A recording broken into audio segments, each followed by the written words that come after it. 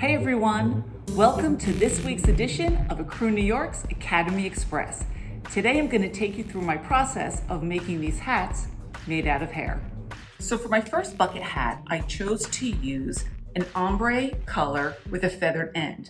And that's why I was able to create all this beautiful texture within a very simple shape because I had a varying degree of color and also the size of the braid. My second hat was a bucket hat as well. I went with this silver, much smoother, shinier texture, and it gave me a very different end result from my first, hat. I loved the different textures that I had with the different colors, so I decided to stay with that same hair. And I did a rounder top, and I created this wide brim, but what I didn't realize was how heavy the hair would be. And that's when I decided to incorporate more braids. And it created not only beautiful texture, but it gave the rim of the hat some strength so that once the model put it on, now she could manipulate it. If we pulled it up, it would stay. So it gave us much more diversity into using the hat. So the hat I'm gonna make with you today is actually a new design for me. You'll see in the upcoming season, details on edges and hems is just huge. So I wanted to incorporate that into this new design. So I've decided that I'm gonna add tassels all around the edge. And this is gonna give it a really fun and editorial type look. So here you see some different variations of the type of hair that you can choose. This first one it's an ombre color, but you'll also notice how much thinner and less bulky the ends are. This is called a feathered end. It starts out much bulkier, much thicker, and then as I'm getting down to those feathered ends, it gets smaller, smaller, smaller, smaller, smaller. And the texture is almost like a micro crimp to it. So it has a bit of texture to it, which is nice. But this is all one color. So I'm going to still get the variation in the size of the braid, but I'm gonna get an even color.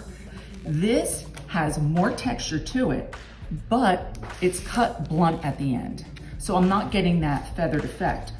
This is a smoother texture, very, very silky, very shiny, and not a feathered end at all. So this is going to have, again, a very even braid, but because I want to make a tassel, this is going to allow me to do that. So this is going to be the type of hair that I'm going to be working with today. I'm going to make 2 braids out of this. And one of the challenges is actually not to allow the hair to tangle, because when you're working with this synthetic type hair, it tends to tangle very, very easily. You also want to make sure that you keep the same amount of tension so that your braid size stays consistent. And this is creating the fabric that you're going to use to make your hat. Now I'm going to start with the most difficult piece. And in this case, it's definitely the brim, because the brim is going to have that tassel effect. So to create these pieces that are going to become the perimeter of my hat, I know that I need to make these braids approximately 10 inches, and I'm going to have a 2-inch tassel on either end. And I always want to leave a little bit of allowance so that when I'm all done, I can fine tune it. So I'm going to take my long braid and I'm going to start where the braid begins, and I'm going to measure off 10 inches right here. And I'm going to put an elastic there. So now I know on the other end, I want a 2-inch tassel. And now on the next one, I need a 2-inch tassel. So I'm going to put my next elastic 4 inches down the line. And I always like to give myself just a little bit more, just so that I have some error room.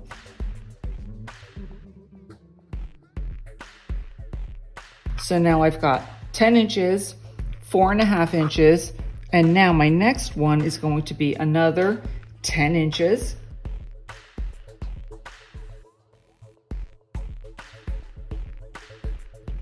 And again, I always allow that little bit of extra because once everything's done, I want to be able to go in, just like you do with a haircut, I want to be able to go in and really detail it. So now my other end, I'm going to measure off about 2 inches and cut that off.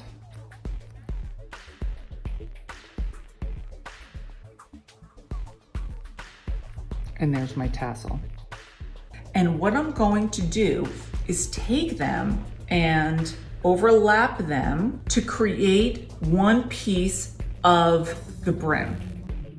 The best place to start is right in the center. And now I've connected these two and I'm gonna double knot it. Keep in mind that I am not going to stitch this all the way to the bottom because I need that variance once I get down to my tassels. So when I stretch this, I can take it and create that round shape that I'm looking for. So now, once I start putting these together piece by piece by piece, I can stretch this and I have that allowance at the bottom to stretch and now take a square piece and create my triangular effect. So now to create the cap, I'm going to take one long braid and I'm going to connect it into a circle approximately like 20 inches in circumference. Once I've measured out my first circle, I put it around a cardboard, so it's very easy for me to keep wrapping this and stitching it and staying very consistent. Now I have that next part of my hat. I'm going to start with the end and I'm going to start weaving this around and stitching it together in a circular pattern. And now I have the top of my hat. And again, remember, this stretches. So I can kind of mold this if I need to, a little bit this way or a little bit that way to make it fit onto the base of my hat. And now the last thing is to take my third component, which is the top, and I'm going to attach it onto the cap. And this is the final piece of putting the hat together. When you're working with hair, it stretches. So it's very important that you keep knotting it off so that if you are taking something away, it's still secure for the stitch before. When everything is completely done, the hat is completely put together, I want to do detailing just like you would in a haircut. And here we have the finished hat.